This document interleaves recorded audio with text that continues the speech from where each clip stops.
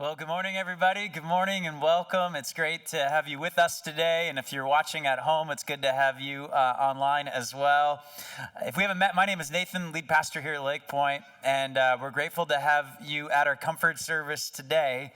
As our hosts, Michael and Amy, have already mentioned, Christmas is a wonderful time of year. It's a time of fun and festivities. For many, it's a time of gathering with family. But it's also a time where we tend to be most mindful of loss and pain and disappointment in our lives. And so as we always do, we want to take some time at the beginning of the Christmas season, before we rush into it, just to slow down and to acknowledge these things. You see, here at Lake Point, we want to be a church that's real and honest and authentic. We don't want to just celebrate the good moments in life, but we want to come together to encourage and support each other through the difficult times, through the valleys.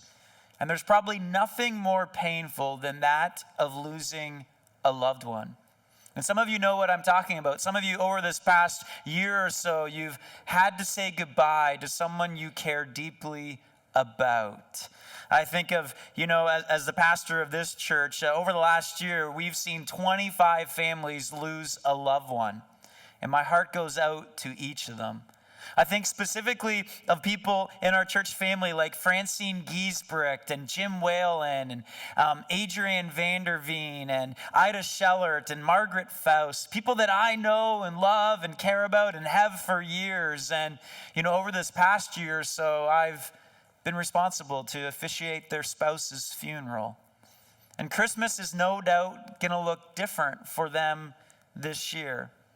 But our hope, my hope, is that they, if they're with us today or if they're watching online, is that they, and not just them, but you, that all of us today would be reminded that we are not alone, that there is a God out there who is crazy about us, who loves us, and not only does he love you, but we love you. And so my prayer today is that we would experience the hope, the comfort, the peace, and the strength that comes from knowing we're not alone, that comes from being connected to our Heavenly Father and to his family. Now this morning, we are going to hear by way of video from two individuals from our church, from Dana Rimaldi, who serves as an elementary school teacher here in our community, and Michael Passette, who serves on our pastoral team. And both of them have had to work through, unfortunately, a lot of loss and pain and disappointment over this past year. And as you will hear, their hardships are not yet over. Both of them have family members who are not well and who are struggling with their health. And this has been, no doubt, taxing emotionally on them and their loved ones and their family and whatnot. And I'm sure there, as you'll soon hear, I'm sure there has been times over the last year where it would have been easy for Dana or for Michael to give in to defeat or despair or disappointment. But what I appreciate about their stories is that they are choosing each day to focus on the one person who can strengthen and sustain them during this time.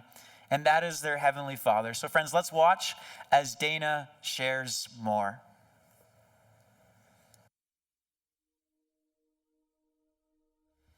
My name's Dana Rimaldi. I feel in the last year or so, I, like many others, have been on a roller coaster of many ups and downs.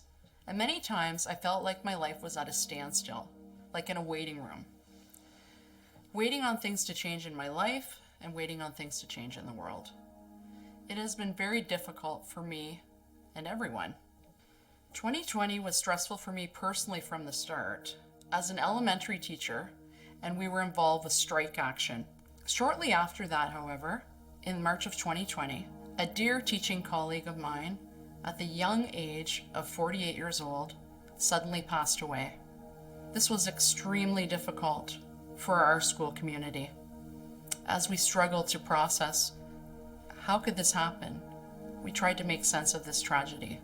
This was right before March break, and we literally had no idea what we would be stepping into and what the world was on the brink of on a global scale. And also, it would be the most challenging time in my career.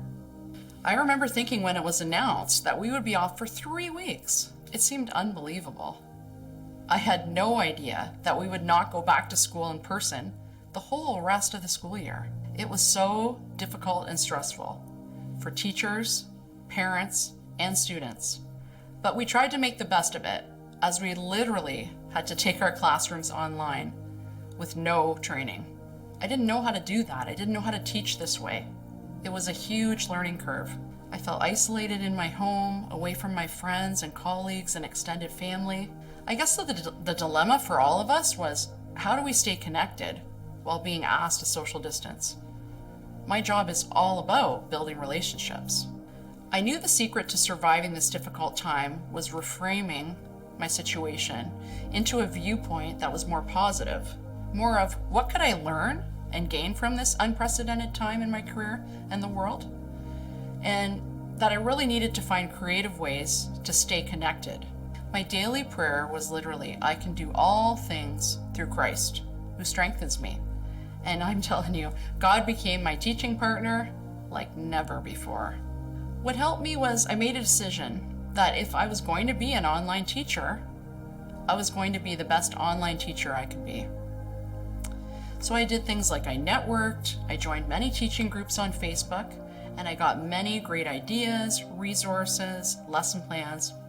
I tried to make online school so fun and as interactive as possible, as this continued on into even the new school year. When we were online, I would have fun contests, I would drop off birthday presents at their home. I was really going to try to go the extra mile, and I did. I really wanted to make it seem very worthwhile for them to come to class. I even paid visits to them on their porch with birthday donuts and things of that nature. I remember one time when I logged off for the last time with my virtual grade ones, I sobbed. They didn't want to hang up the call because they knew they would never see me again. And I knew I would never see them again. But my heart was full, and I was very thankful that for that time I had made a difference. But then on July 6th, however, another devastating blow hit our family. My precious mother-in-law, Evelyn, died of COVID-19. I remember how shocked we were. We couldn't process this. She was such a fighter. We had all prayed for her to come through. We didn't even allow ourselves to entertain the fact that she might not make it. I had a final conversation with her, but it was so rushed, and she was so weak. I didn't get to say all that I wanted to say, and it was so sad. I was very pleased to be able to sing at her funeral. I sang Amazing Grace, My Chains Are Gone. She is a believer, and I know that is 100% true, and we will see her again. But it's still very hard and sad. As the months dragged on, however, dealing with COVID-19 and all that it entailed, plus grieving loss of my mother-in-law, I really felt myself getting more and more discouraged. I was clearly not myself. I found myself in a waiting room where nothing seemed to be changing in my life or the world, and it was really taking its toll on me. I am an encourager. That's my spiritual gift. But I truly felt empty. I wanted to help others, but at times I felt I had nothing to offer. I saw so many people discouraged. I felt completely overwhelmed. I knew that as a Christian, I wanted to be an example of how to handle this well, but I was stuck. I didn't know where to start. I cried out to God, please help me navigate this new normal, because I cannot do this alone. I asked him, how do I handle these challenging times? Interestingly enough, that God's reply was very simple to me. He said, love God, love people. Rather than focusing on what I couldn't do, I focused on what I could do. And to love God and love people, that was certainly something I could do. The song Love God, Love People by Danny Gokey became my theme song. I would play it every morning as I sought God for direction each day. I realized that we're all going through this together, and that's actually the beauty of it all. My story was relatable, not unique, and I drew on that strength. I began to take action steps to better my life. I decided my circumstances were not changing, but I certainly could change, and so could my attitude. I needed to get the focus off myself and reach out to others. So here is what I did. First of all, I shared with dear friends and family how I actually felt. I was honest. I got prayer partners behind me. This made a world of difference. Next, I joined the Brighten Your Day campaign at our church. It was so meaningful. For those who are unaware of what this is, it's a visitation program where volunteers would drop something special off to a specific church member and have a short visit with them. Honestly, I believe truly God ordained every one of these visits for me, as I got so much out of it. I felt that the encouragement was more coming my way than perhaps the people I visited. Since that time, as I reflect, 3 beautiful people that I visited have gone on to be with the Lord. I am so grateful that we had that special last visit with them. It's so meaningful. Another thing I did was I created an online Facebook group called the Encouraged Heart Project, where I would provide encouragement to others and share my hurt and stories of what I was going through. I picked up blogging again. I hadn't blogged in 2 years, simply because I felt very uninspired. My blog is called Little Lessons Learned by Dana. My blog began to gain momentum again, and I was encouraged. People would thank me as they could relate to it. God was using me to encourage others again in a variety of ways, and my heart was full. I also immersed myself in prayer and worship. I developed an attitude of gratefulness. I attended church faithfully, online, or in person if we were allowed to. Despite all this hardship, I needed to remind myself that I had so much to be thankful for. I began to see the joy in the journey and see that there was so much value, even in this challenging time, if I would just open my eyes to it. I taught my students to view life this way too. We would focus on what we could do rather than what we couldn't do.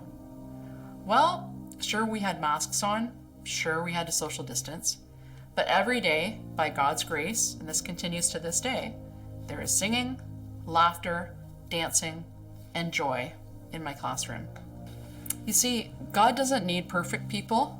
He uses broken, willing people who have been through the storm or who still are in the storm, but yet they still keep praising Him. Through all my ups and downs, I never felt alone. I always knew God was by my side, and eventually I would understand His bigger plan. Waiting in life and waiting on God is so hard. We don't like to wait. We live in a fast-paced society. Waiting is especially hard when you see no end in sight. It can feel like there's no direction, and it is very, very difficult. There's so much we don't know, but I choose to focus on what I do know. Isaiah 40:31 says, "But they that wait upon the Lord shall renew their strength. They shall mount up with wings as eagles. They shall run and not be weary. They shall walk and not faint." Things are not perfect in my life. I have had some new hardships come my way, like my mom becoming very ill. But I can tell you, what keeps me going is looking at God's track record. God has always been faithful to me. He's never early or late, but His timing is perfect. He has been faithful over and over again to me, and I see the evidence of His goodness all over my life.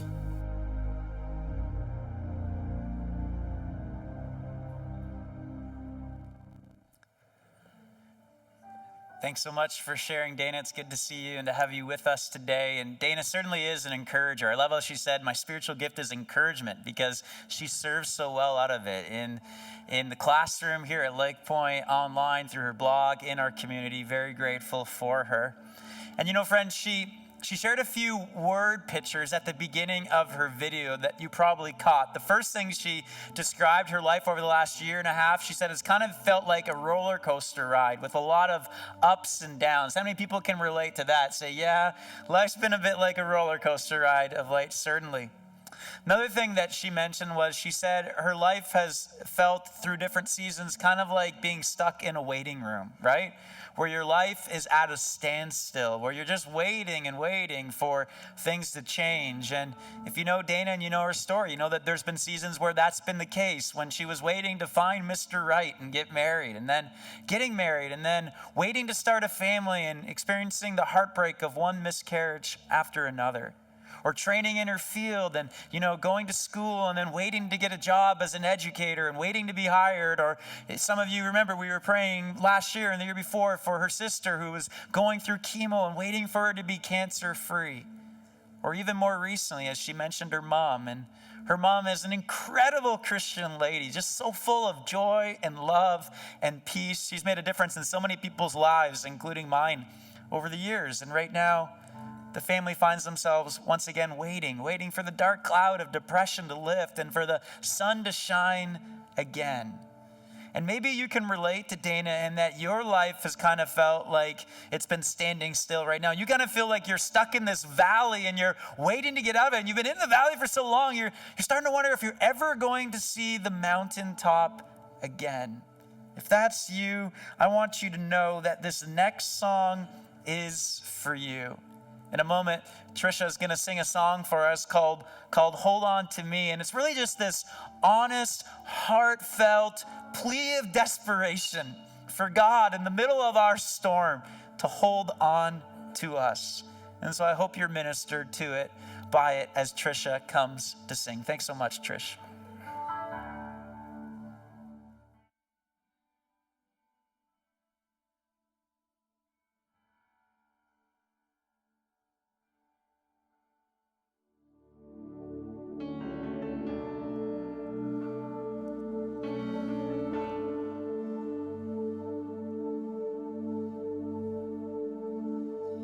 When the best of me is barely breathing, when I'm not somebody I believe in, hold on to me.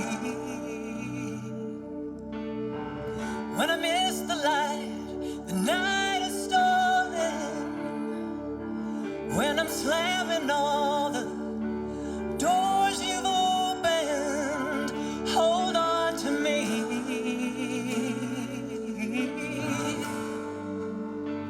Hold on to me.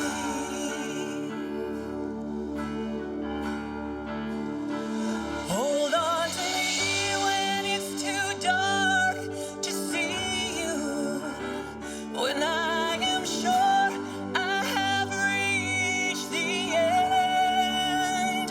Hold on to me when I forget I need you, when I let go, hold me again, when I don't feel like I'm worth defending, when I'm tired of all of my pretending, hold on to me. When I start to break in desperation, underneath the weight of expectation, hold on to me.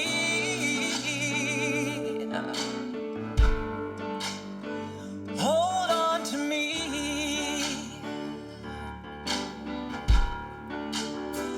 Hold on to me when it's too dark to see you, when I am sure I have reached the end. Hold on to me when I forget I need you, when I let go, hold me again. I could rest here in your arms forever, 'cause I know nobody loves me better. Hold on to me.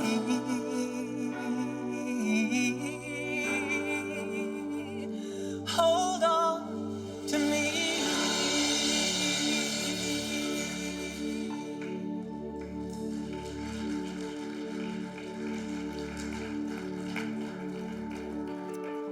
Thank you so much, Trish. It's great to have Trish back at Lake Point and serving out of her gifts to encourage and inspire us. At this time, we're going to hear from Pastor Michael, and he's going to share very openly and honestly about the journey that he and his family have been on of late. Let's watch.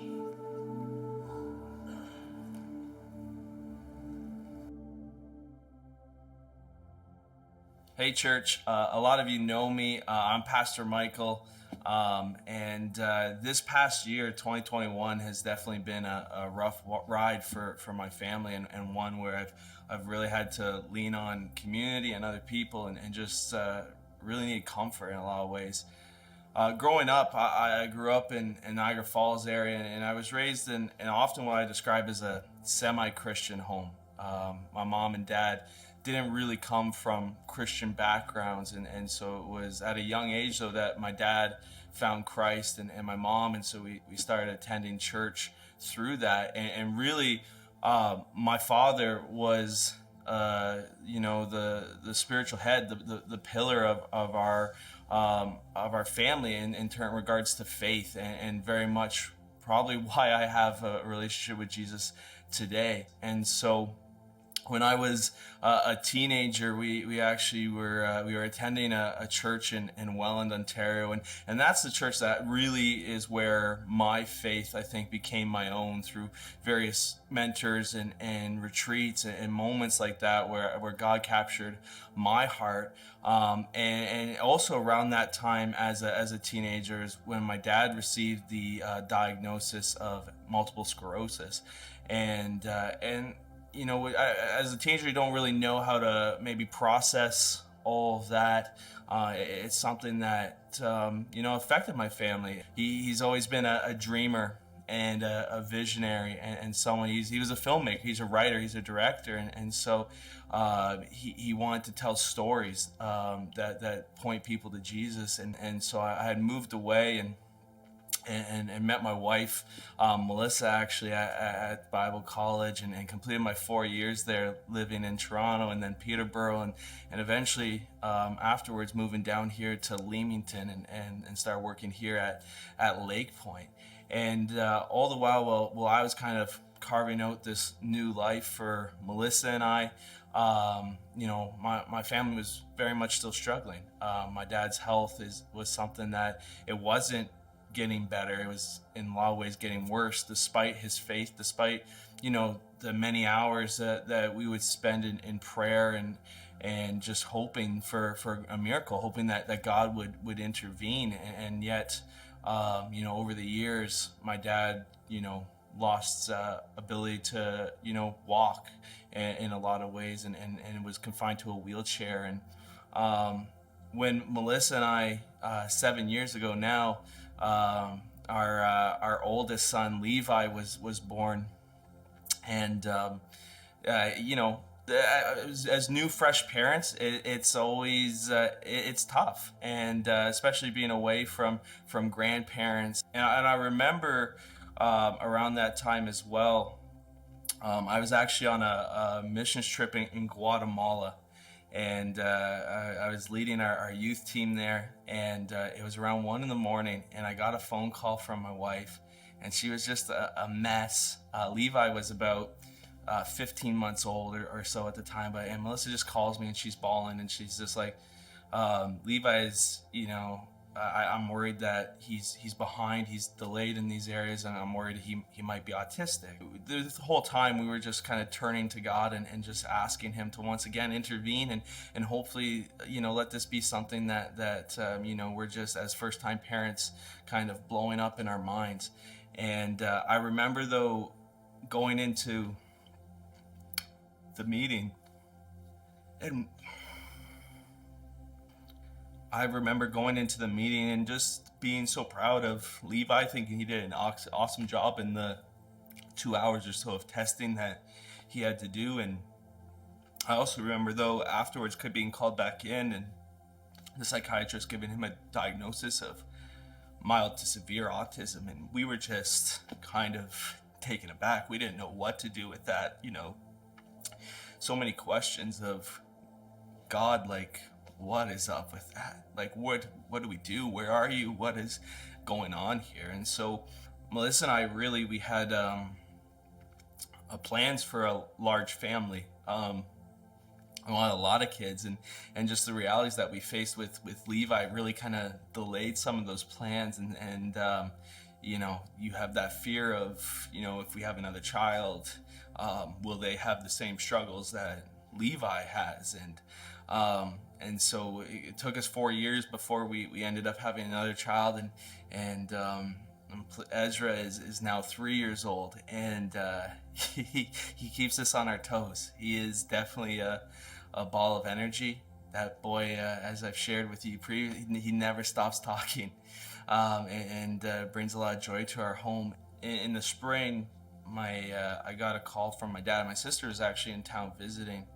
and we got a call from my mom, that dad was, being rushed to the hospital. And so, as it turned out, as we drove to Hamilton, my dad was being brought in for brain surgery. They weren't sure why. They found a bleed, and so he went in that night, and over the course of the next couple of days ended up having two brain surgeries, as they had found he had an aneurysm, and there was blood clots in his body, and so that we were just trying to that night in Hamilton. We were up in a hotel room just kind of waiting for news on if my dad was even going to survive the surgery, because it was such a small percentile of people that do. And it'd be what we didn't realize is that was going to be the start of quite a long and exhausting journey in a lot of ways, where my dad is actually to this day still in the hospital. He's still missing the part of his skull that they removed in order to stop the bleed. My dad was already fairly restricted because of his MS, and now with this on top of it, it just magnified it. And so he's able to move his hand a little bit and today, but is largely confined to his bed, and his speech is somewhat jumbled. We think he understands most of what is being said to him, but in a lot of ways he's kind of trapped in his own body. It's been a tough season, especially for my mom, as she's spends every day visiting with him, because if not, he's left on his own. And while he was in the hospital, they also found he had 2 different types of cancer. And so he's started treatments on that. They've started treatments on that. They had to figure out kind of the medicine and chemo to give him, so that they couldn't really thin his blood, so they wouldn't have another bleed. And so they've started that. There was a COVID outbreak during the summer in the hospital he was in, and sure enough, my dad also got COVID and had to be isolated for 2 weeks in the summer. And that really set back his recovery as well through all of this. Melissa and I were also working through our additional grief, and we found out in June, I believe it was, that we had decided we wanted to have another baby, and we in June found out we had a miscarriage. So and so we had decided and been trying for a while, and she was excited. And it was actually on Melissa's birthday that she discovered that she had the miscarriage. And so we're trying to grieve that as well as my dad. Yeah, it just, it just kind of felt like being kicked while you were already down. About 2 months ago now, beginning of September, we found out that my grandmother was diagnosed with lung cancer, and that the doctors had given her a year to live. And then about a month ago now, she passed away, less than a month after her diagnosis. And despite, I think, all of that, I can honestly say that my trust and my confidence in God, it grew, if anything, throughout this past year, and even what we've walked through previously with Levi. I think it's so easy for us to kind of lean away from God when there's tough seasons of life, and it would have been easy for me to do that. But the people in my life, the Christian community that I am a part of here at Lake Point, and friends and that are Christians outside of the city, I think have really helped me lean and keep my focus and my family's focus on God despite this. And God's goodness, really what I'm reminded of almost daily is that God's goodness is not dependent upon my circumstances. His goodness does not change just because I'm walking through a dark season. And it's not that God caused this season. He didn't, his desire is for my dad and my family to be well as well. And so we wrestle through these questions of why is it playing out the way it is? If I could write this story, I would write it so much differently, God. But that said, I still trust in the ultimate storyteller, and I still trust him to see our family through. We just believe and we trust in that.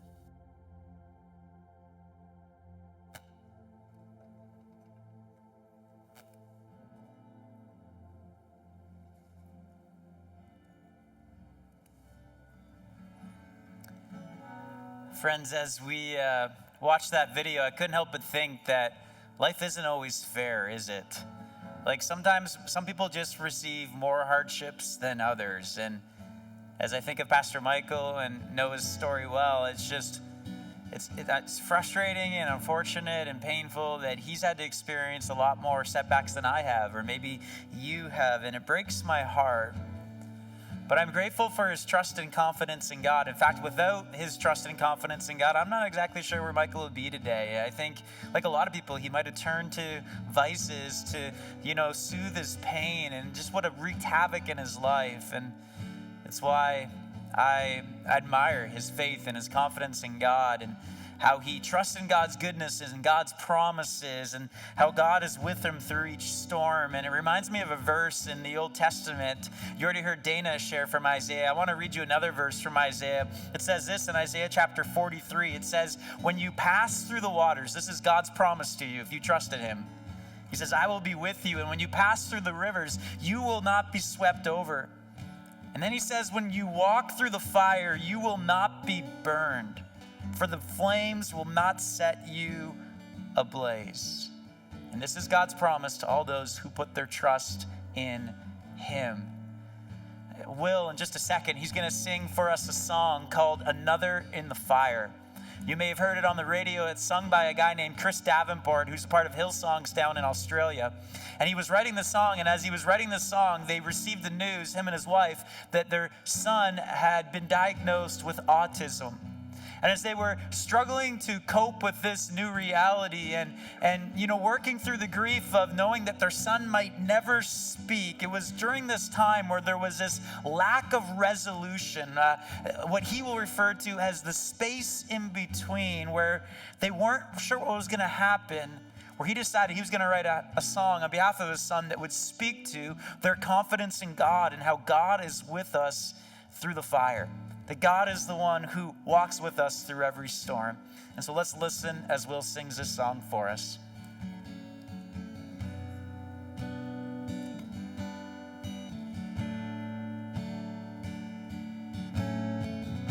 There's a grace when the heart is under fire. Another way when the walls are closing in. When I look at the space between what I used to be and this reckoning, I know I will never be alone. There's another in the fire, standing next to me. There's another in the water, holding back the sea. Should I ever need reminding how I've been set free, there's a grave that holds no burden, where another died for me. There is another in the fire.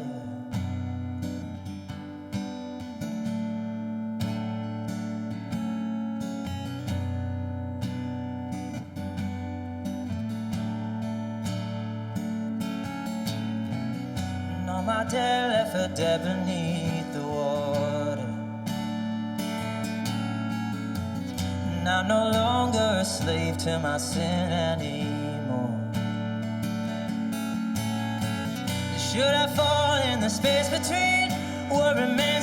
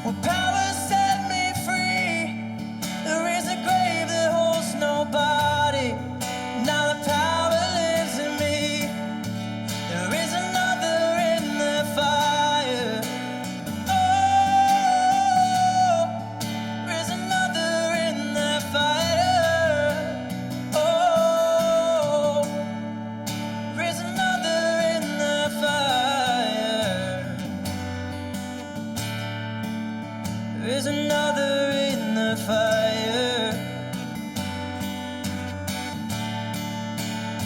And I can see the light in the darkness as the darkness bows to him. I can hear the roar of the heavens as the space between wears thin. I can feel the ground shake beneath us as the prison walls cave in. Nothing stands between us. Nothing stands between us.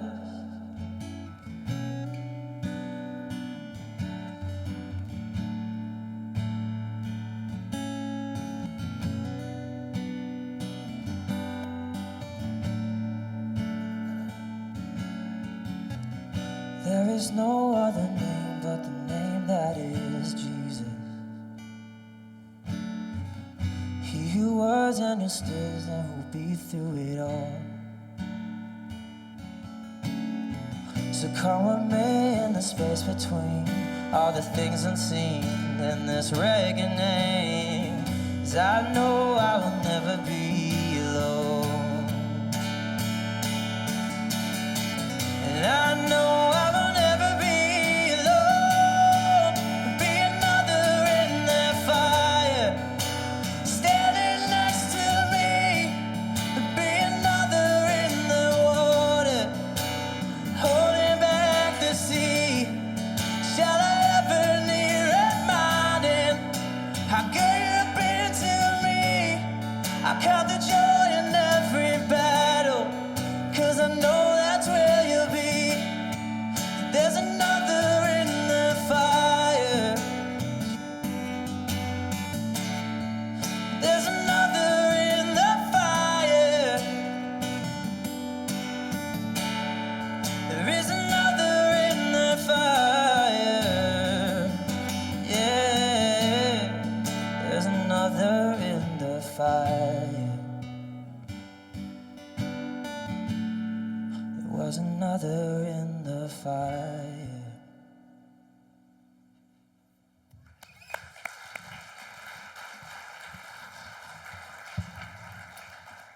Thanks so much. Thank you so much, Will. And it's extra special, Will singing that to us, because I know Will's story and I know that he's walked through some tough waters himself and he's experienced God's faithfulness firsthand in his life. And so grateful to hear him sing that. Well, friends, I just want to share with you for about 10 or 15 minutes or so before we wrap up our gathering. And of course, you take your ornament and you come forward. And if you're wanting to, place it on the tree. And let me just say this. One of the things that I appreciate about our annual comfort service is that it provides us with an opportunity each year just to press pause, to slow down and to reflect and to kind of take stock, to consider how we're doing, right? How the people around us are doing, to kind of reflect on how the past year has gone. And 2021 has certainly not been a year without challenge. I mean, all of us, I think it's safe to say by this point, are all feeling very COVID weary, right? We are feeling the weight of how much our world, our everyday life has had to change and adjust and whatnot. And, it's interesting because I think this is our 9th year of doing our comfort service. And in the early years, all we really focused on was, comforting those who experienced the loss of a loved one. And over the years, we've broadened it to just pain and loss and grief in so many different ways. But the past couple of years have kind of been unique in that as we come to the comfort service, we're not only mourning the loss of other lives, but in some ways we're starting to mourn the loss of our own life, life as it used to be before COVID began. And I recognize that COVID is not nearly as dramatic as suddenly losing a loved one. But as one pastor explained to me recently, he said this. He said, walking through COVID is kind of like experiencing death by 1,000 cuts. And I kind of think, like, when he said that, I was like, yeah, that is true, right? Like, it kind of feels like 1,000 times over, these slow little cuts that are kind of eating away at us. I know that's true in my own life. Like, I know that I'm quietly in the background of my life, I'm grieving things. I mean, before COVID began, I had the privilege of pastoring hundreds of people. On any given month, we would see 800 people come through our doors. And the most exciting part for me of being the pastor of Lake Point was just seeing the family come together on Sundays. And it wasn't so much about seeing, the rows packed with people and the auditorium filled, but it was kind of more like this. It was just seeing everyone in the family seated at the table, so to speak. Like some of you, you've got family, and you know what I'm talking about. You've got kids, you've got grandkids, and every once in a while you invite them all over to your house, maybe for a Sunday meal or a festive meal or whatnot, and everybody's there. All the kids, all the grandkids, everybody's accounted for. No one is missing. And as you look out at the table, everyone's laughing and smiling and having a good time, and your heart is at peace because, all of the family is seated around you. And as a pastor, I haven't experienced that over the last couple of years. And often my heart kind of feels half empty because I grieve all of the people who were missing. People through COVID who've passed away, who've moved away, who've fallen away. People who've become disconnected or disillusioned or, discouraged and whatnot. And friends, maybe you can relate. Maybe not so much to being a pastor, but just relate to how, when you stop and think about it, how you're grieving and missing and feeling like you've lost something through COVID.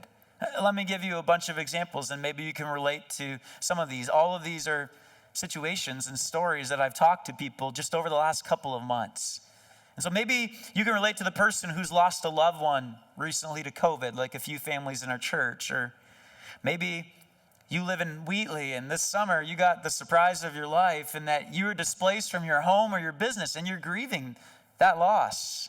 Or maybe you have family who lives far away, and that distance has made things difficult for you to stay connected during this unusual time. Or maybe you've gone through a separation or divorce through COVID. Or maybe your child has received a devastating diagnosis. Or maybe you have a parent in a home, and they've aged considerably during COVID, and you grieve the loss of that. I mean, the past 21 months have been difficult for all of us, regardless of your views. It doesn't really matter. It's still been difficult. Recently, a friend of mine said to me, a mentor at a pastor's conference, we were in the parking lot and we were talking, and he said, Nathan, and he's older and he's wiser than me, and he said, Nathan, I think a lot of pastors are going to experience post-traumatic stress disorder once this is all over. And that really kind of hit me because my friend, he's as tough as nails. Like if you want somebody who's strong, this is your guy. And so I didn't expect for him to say something like that. And it got me thinking more about trauma and what trauma actually is. I mean, the past 21 months, as I've said, have been difficult for all of us. But psychologists tell us that trauma is not what happens when people experience hardship, because lots of people now and in the past have gone through hardship and they've come out the other side just fine. And so when we think about trauma, one of the things I want you to consider today is trauma includes this. Trauma is what happens when we experience suffering alone, when we don't have anyone to hold our pain with us. And I want you to listen to a quote I stumbled on back in September that I think just really sums it up well. I'll read it for you a couple of times so you can let it sink in. The psychologist says this. He says, trauma is when severe emotional pain cannot find a relational home in which to be held. Oh, trauma is when we experience severe emotional pain that cannot find a relational home in order to be held. What a statement. A relational home is a context. It's a place where painful emotional experiences can be shared and understood and held by others as we begin to integrate that loss, that grief with our reality, with our experience. In other words, emotional pain was never meant to stay inside of us. All of us need safe places where we can be real and honest and authentic with other people, where we don't push, the edit button, or we don't have a filter to filter our words and our thoughts with them. We need safe places where we can do the hard but good work of naming of our emotions and processing our pain and working through our grief. Unfortunately, we're not that good at doing that, especially here in North America. We're not really good. We've kind of just, our response often to grief and pain and loss in our lives is just to move on, to suppress or, deny what we're experiencing and stuff it down. And all that happens when we do that is we just become more distant. We become more depressed. And it's why I think, we can learn some things today as we talk about grief. We can learn some things today from other people, from other cultures. And I think specifically today that there's something that we can learn from our Jewish friends. Now, I recognize that we're not Jewish, you're not Jewish, I'm not Jewish. But be reminded that Jesus was Jewish. Most of the writers of Scripture were Jewish. And Christianity is separate and distinct from Judaism. But we can see that there's a lot of wisdom and there's a lot of divine guidance that Jewish people throughout the centuries have received from God that can benefit us in terms of some traditions that maybe we don't want to lose sight of. You see, when it comes to Jewish people, there's Jewish tradition dictates that Jewish people, when they experience significant loss, that they're supposed to go through a number of predetermined stages, and not just stages, but predetermined lengths of time to these stages to help them actually not deny, but embrace their loss and work through it. And Jewish families to this day, they practice this. And what's interesting is these stages and these time lengths actually reflect really well to our modern day understanding of how we need to emotionally process our pain if we're going to get out the other side. And so I want to just introduce you to these 4 stages. I won't be long, but the first stage is this. They're all just one word, Hebrew words. And the first stage is Ananut. And it's this stage begins when you first learn that a loved one has passed. And this stage continues until your loved one is buried. And what you're supposed to do during this stage, the word Ananut just means deep sorrow in Hebrew. What you're supposed to do is just embrace your sorrow. And so as a way to reflect that, Jewish tradition actually requires that if you lost a loved one, if it's your parent, you tear the left side of your garment. You put a little tear in your clothing over your heart to symbolize that loss. And if it's another family member, then you tear the right side of your clothing. And I think there's something beautiful about this, that you actually physically demonstrate it. So you can demonstrate to yourself and to others that a loss has just taken place. We're not just going to move on. We're going to acknowledge that something has happened. The second stage is called the Shiva. And it's literally in Hebrew, it means the word 7. And that's because right after the burial of the loved one, you were to take the next 7 days and you were to start the process of mourning your loss with your family. And so according to Jewish tradition, what you're supposed to do is you and all of your extended family, so the spouse, the parents, the children, the siblings, you all congregate together in one home, usually that of the deceased. And you take the next 7 days just to be together and to mourn your loss. And according to Jewish tradition, you're not even supposed to leave your home. So friends and neighbors and whatnot are supposed to care for your physical well-being by dropping off food and meals and whatnot. And you kind of stay within your home together. And not only that, but your friends, they minister to your emotional and spiritual needs by staying with you and sitting with you in the evenings. That's why sometimes in Jewish tradition, you'll hear it referred to as the sitting Shiva. And the reason why they do this is because according to Jewish tradition, this is so beautiful. According to Jewish tradition, a person should never grieve alone. A person in their grief should always be surrounded by others. They should never grieve in isolation. I mean, you think of even in the Old Testament, Job. It's this guy who experiences significant loss. And we read how his friends came and they sat with him in silence for 7 days. Because even without words, we have the ministry of presence and how we shouldn't be alone. And so the family, they separate for 7 days from the busyness and the business of life so they can acknowledge and begin to embrace their loss and their grief. And then at the conclusion of that 7 days, they actually go outside and they take a walk around the block together to symbolize how they are going to begin the process of re-entering back into life. And I think that is also fascinating and beautiful, because you know that sometimes people get so wrapped up in their grief that they never move on. And I think it's just fascinating how they take a walk to symbolize, okay, now we're going to intentionally decide to take steps towards reintegrating back into life and society, which leads us to the third stage, which is called shoshlim. And this in the Hebrew literally means 30, the number 30. And that's because for 30 days following the funeral, you are to observe this other tradition, which means now that Siva has finished and you're going to go back to work, you're going to refrain, though, from going to anywhere else. Like, you're not going to go any public celebrations, parties, weddings, and whatnot, because for 30 days, you're going to go home, and you're going to take that extra time just to continue to mourn and to work through your grief. And then at the end of that, the 30 days of shoshlim, then you're going to, often what families will do is they will participate in a public memorial service that's different from the funeral, where you have more people, including yourself, share stories and songs and scriptures to kind of mark, this mourning process. Now, the final stage of their traditional mourning process is called, in Hebrew, it's called the Yar Yait, I believe it's called.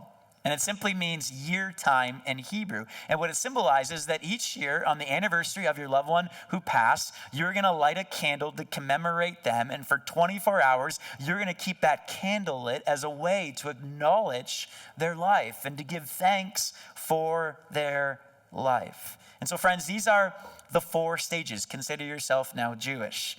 I share them with you, though, because I do think that there's something beautiful about how Jewish people acknowledge and work through their emotional pain. In talking to funeral directors over the years, they tell me every year this is becoming more and more common, that nowadays a lot of people just forgo all funeral arrangements whatsoever. Like, there's no visitation, there's no burial, there's no committal, there's no memorial. More and more people are just choosing to have their loved one cremated, and then they kind of just move on. But I'm not entirely convinced that we were designed by God just to move on. I think that all of us were designed to need to process that. And if we don't, it actually disrupts the health and vibrancy of our soul. And so I want to encourage you today, if you're watching from home, you're watching this later, you're here on site, I want to encourage you to not just move on, to acknowledge your pain and your loss and disappointment as things happen in life, and not just to acknowledge it, but to include God and others a part of it. That you would make a commitment today that you're not going to journey alone, that you're not going to walk alone, but you're going to make room for God and others in your life. Because I believe beyond a shadow of a doubt that there is a God who loves you, and he wants to be a part of your life. I mean, this is what Christmas is all about. We celebrate the arrival of God's Son to our world because God wanted to be a part of us. He wanted to walk in our footsteps. He wanted to partner and journey with us. And so in a moment, the band are going to rejoin me on stage, and they're going to lead us in a new song called Make Room. And friends, I want to encourage you this Christmas to make room for Jesus, for God's Son, to make room for his love and his leadership in your life. If you're watching online today as the band sings a song, I would encourage you to begin a conversation with God, to just start that conversation. And if you want, you can press the button on your screen there, and there'd be someone from Lake Point who'd be happy to pray with you right now. And if you're here on site, I want to encourage you to do something else. I want to encourage you to take out that ornament that you received on your way in. And if you didn't receive one, the ushers are going to be at the back doors. They've got extra ones, and they can hook you up. In front of you today, in the seats in front of you, there's going to be Sharpies. Every other chair will be a Sharpie. And we want to encourage you to take a Sharpie out and to write something on your ornament. Now, you might want to write something like what Dana and Michael wrote. For example, Dana wrote this. She wrote, "I will keep trusting in the Lord," because she knows that God is faithful and that he renews the strength of those who put their trust in him. And maybe you want to write something like that. I'm going to trust in the Lord, right? Or maybe like Michael, he wrote this. He said, "God is not done yet." And I love that. To me, that's a declaration of faith. Those are fighting words. Those are saying, hey, I'm not giving up because I know that God isn't finished writing my story. In this chapter right now, it sucks, it's bad, But I know that God is good, the ultimate storyteller. He's got a story still to complete with my life and my family. You want to write something like that, something faith-building. Or you might want to just write the name of a loved one that you are remembering and celebrating this Christmas. Someone that you've come here today to pay your respects to. You can write whatever you want. But what I'm going to do right now is I'm going to pray and officially conclude our gathering. And then you, as you feel ready, are welcome to come to the tree on my right or my left. And you can hang that ornament. We would invite you back each week. And each week as you come back, you can see your ornament there, reminded of your loved one, reminded of God's promises. So let's pray together. God, I thank you that Christmas was your idea. We thank you for the celebration of your light and love entering into our world, and not just our world, but our lives. That in the midst of darkness, in the midst of sorrow, in the midst of pain and loss and grief, we can look out and up to you. And you're there. And even when we can't see, you're holding on to us. And you want to be there. You walk with us. There's another person in the fire. We don't go through these journeys, these valleys alone. You're always with us. And so I pray that every person here today, every person watching online this Christmas would make room in their life for your love and leadership. In Jesus' name I pray. Amen. God bless you, friends. Thanks so much for being with us today.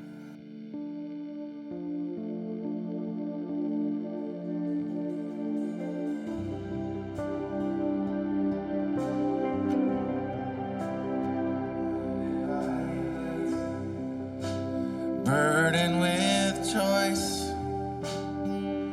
and distracted by the shiniest toys, the traditional chaos, the ritual noise, drown out the wonder of the still small voice, where mystery speaks, whispered in ordinary ways through Christ. Eternity's King, born in an ordinary space and time. Make room, space to need, silence to listen, stillness to see. It's time to let go. It's time to receive the presence of the Prince of Peace. Make room, make room.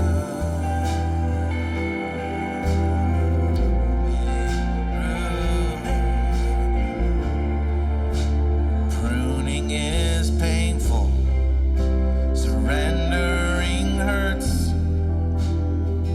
May this grief prepare the way for rebirth, the fruit of your spirit, patient in love.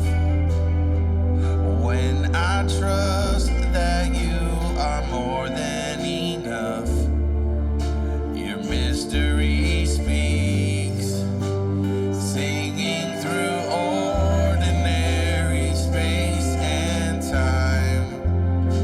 Snow melts to spring in the extraordinary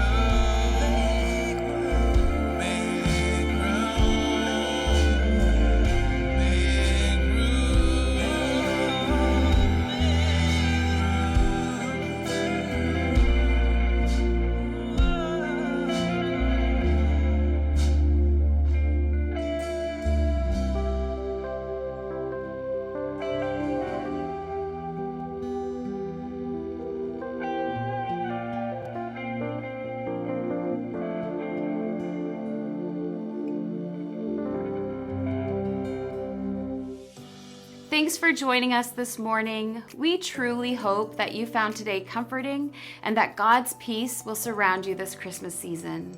And we have some exciting times ahead. Next week, we celebrate Compassion Sunday. If you would like to attend a gathering on site, we would love to have you with us. Just show up on Sundays for either our 9 or 11 o'clock gathering. And if you would like to attend one of our Christmas Eve services, you can register on the app, on our website, or by visiting christmasinleamington.com. One last thing, if you didn't get a chance earlier, please take a few seconds to fill out the online connection card. We appreciate your participation in this each week. Merry Christmas, and I hope to see you soon.